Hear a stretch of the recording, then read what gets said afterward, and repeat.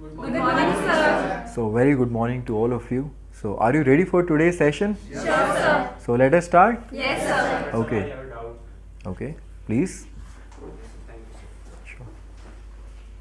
sir. Sir, me and my friends are facing difficulty in daily use sentence and vocabulary, sir. Okay. Would you provide us some daily use sentence and vocabulary so that we can improve our English and daily conversation, sir? Okay. हम लोग vocabulary में काफ़ी problem face कर रहे हैं। Okay, क्योंकि अच्छा। Speaking करने में काफ़ी प्रॉब्लम आती है। ठीक है। क्या आप आज हमें vocabulary पढ़ाएं? Why not? Why not? And first of all, I would like to appreciate both of you कि आप आए और आपने हमें बताया वीकनेस वोकेबलरीज के बारे में। और सच में वोकेबलरीज और डेली यूज सेंटेंसेस बहुत इंपॉर्टेंट होती हैं और your wish is my command.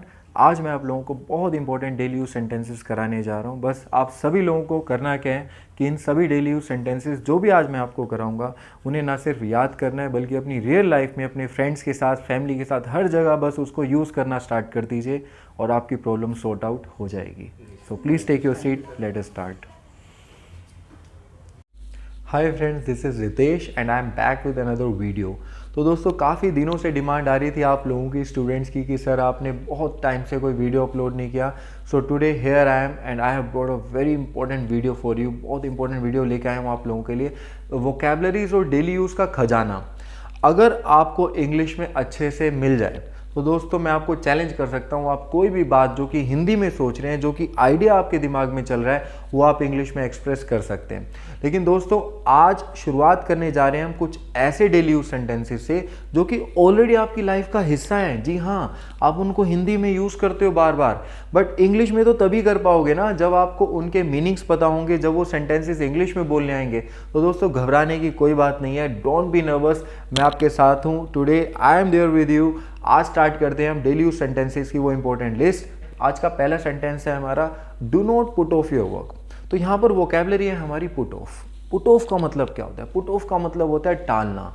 और अगर आप किसी पर्सन को ये कहना चाहते हैं कि अपने काम को टालो मत, तो आप कैसे बोलेंगे? Do not put off your work. यानी कि पहला सेंटेंस है हमारा, अपने काम को टालो मत, do not put off your work. So second sentence is, I feel home sick. यहाँ पर वोकेबलरी याद करनी है आप लोगों को, होम सिक।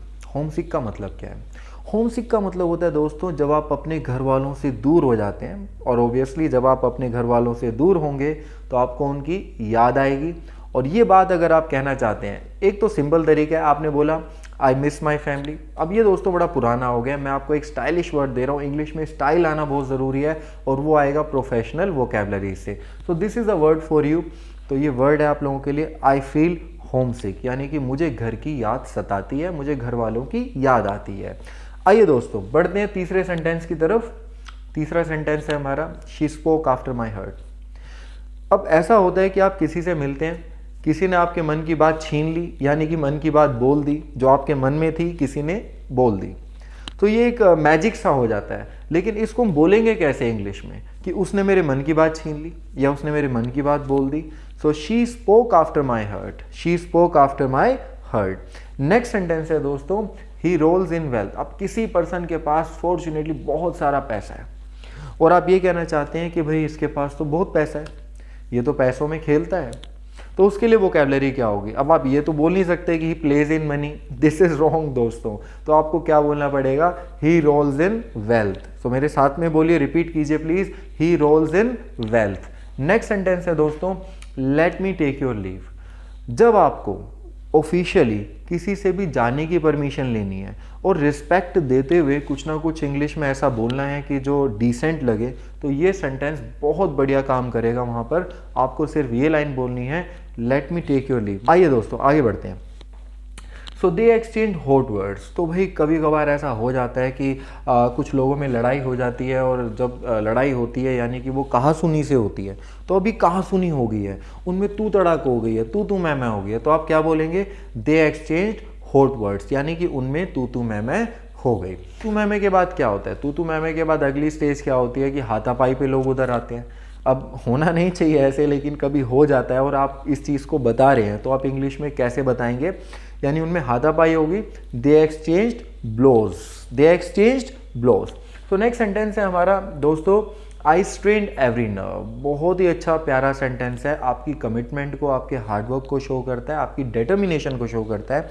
किसी भी काम में आपने पूरी जी जान से दम खम लगा दिया, आपने एड़ी से चोटी का जोर लगा दिया और आप कह रहे हैं कि मैंने एड़ी से चोटी का जोर लगाया, मैंने पूरी ताकत झोंक दी। तो इंग्लिश में कैसे बोलेंगे? आई स्ट्रेन्ड एवरी नर्व। कैसे बोलेंगे दोस्तों? आई स्ट्रेन्ड एवरी नर्व। आइए नेक्स्ट सेंटेंस की तरफ बढ़ते हैं।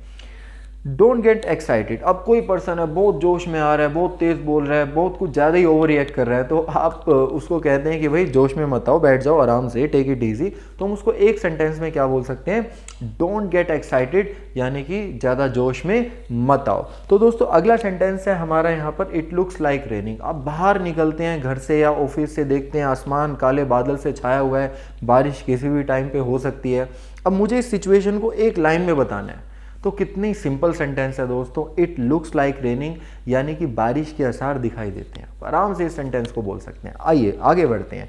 नेक्स्ट सेंटेंस है आई am hard up this days. तो देखिए दोस्तों, कोविड के चक्कर में काफ़ी लोगों की रोज़ी रोटी चली जाती है, बहुत दुख होता है जान के।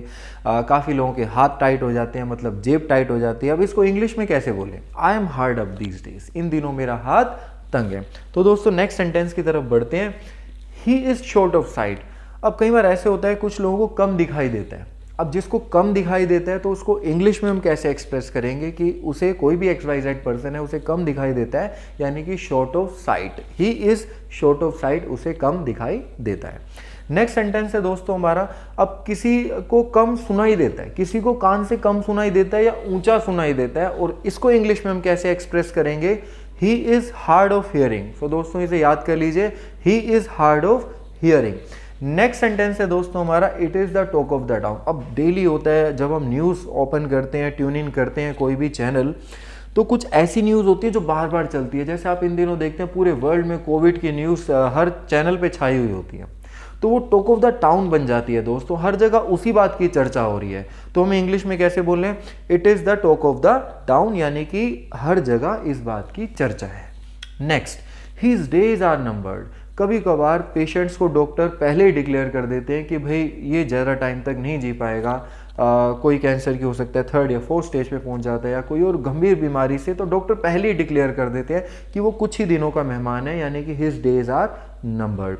नेक्स्ट सेंटेंस है दोस्तों हमारा, वरी डजंट मेन मैटर्स, यानी कि हम किसी को कंसोल कर रहे हैं, हिम्मत बंधा रहे हैं, और इससे बढ़िया सेंटेंस आपको नहीं मिलेगा। जैसे हम क्या बोल रहे हैं हिंदी में, चिंता करने से कुछ नहीं होता है, इंग्लिश में क्या हो जाएगा? Worry doesn't meant matters. अगला सेंटेंस है दोस्तों हमारा, आई वॉज टेकन अबैक। बहुत ही प्रोफेशनल सेंटेंस है। कभी आप चौंक गए, कभी आप कोई बात सुन के एकदम हिल गए, और आप कहते हैं कि मैं एकदम चौंक गया, मैं हिल गया। आई वॉज टेकन अबैक, यानी कि मैं हैरान रह गया, मैं दंग रह गया।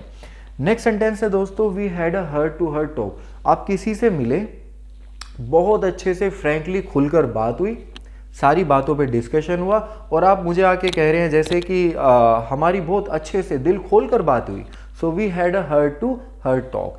नेक्स्ट सेंटेंस है दोस्तों हमारा, आई स्प्रेन्ड माई फुट। अब स्प्रेन वर्ड याद करना है आपको। स्प्रेन का मतलब क्या है दोस्तों? स्प्रेन का मतलब है कि जैसे हाथ या पैर में मोच आ जाती है, मुड़ जाता है पैर, यहाँ पर मैंने फुट का यूज़ किया है। आई स्प्रेन्ड माई फुट, यानी कि मेरा जो पैर था वो मुड़ गया, या मेरे पैर में मोच आ गई। आगे बढ़ते हैं दोस्तों। नेक्स्ट सेंटेंस है हमारा, आई कॉट कोल्ड यस्टरडे। अब इन दिनों ठंड बहुत हो रही है दोस्तों, तो कोल्ड तो हो ही जाता है, तो अब मुझे इंग्लिश में बताना है, तो इंग्लिश में कैसे बताऊंगा? कल मुझे जुकाम हो गया, यानी कि आई कॉट कोल्ड यस्टरडे। यहाँ पर याद रखना कि catch, caught, caught second form मैंने यूज़ करी है, यानी कि मुझे कल जुकाम हो गया, आई कॉट कोल्ड यस्टरडे। अगला सेंटेंस है दोस्तों हमारा, प्राइजेज आर लुकिंग अप। और ये सेंटेंस तो आपकी ज़ुबान पे आई एम श्योर रटा होगा, इन्फ्लेशन, यानी कि दाम बढ़ते ही जा रहे हैं। और आप किसी को अगर बोलना चाहते हैं इंग्लिश में, तो आप कैसे बोलेंगे? Prices are looking up these days, यानी कि दाम जो है इन दिनों बढ़ते जा रहे हैं। नेक्स्ट हमारा, ये सेंटेंस नहीं बोलूँगा दोस्तों, ये स्लैंग्स हैं। स्लैंग का मतलब होता है कि जो बिल्कुल ग्रामेटिकली यूज़ नहीं होता, लेकिन इंग्लिश पर्सन्स खुद बना देते हैं अपनी लैंग्वेज में, और कुछ कॉमन बन जाते हैं अपने आप। यानी कि ये स्लैंग है हमारा बज़ ऑफ, यानी आप गुस्से में किसी को कह रहे हैं कि गेट आउट, मेरी नज़रों से दूर हो जाओ, ओझल हो जाओ, यानी कि बज़ ऑफ। सो दोस्तों, कैसा लगा मेरा वीडियो? प्लीज़ मुझे लाइक, शेयर और कमेंट करके ज़रूर बताना। सो आज के लिए इतना ही। आई होप आपने इस वीडियो को एंजॉय किया, काफ़ी कुछ सीखा। Well, thank you very much.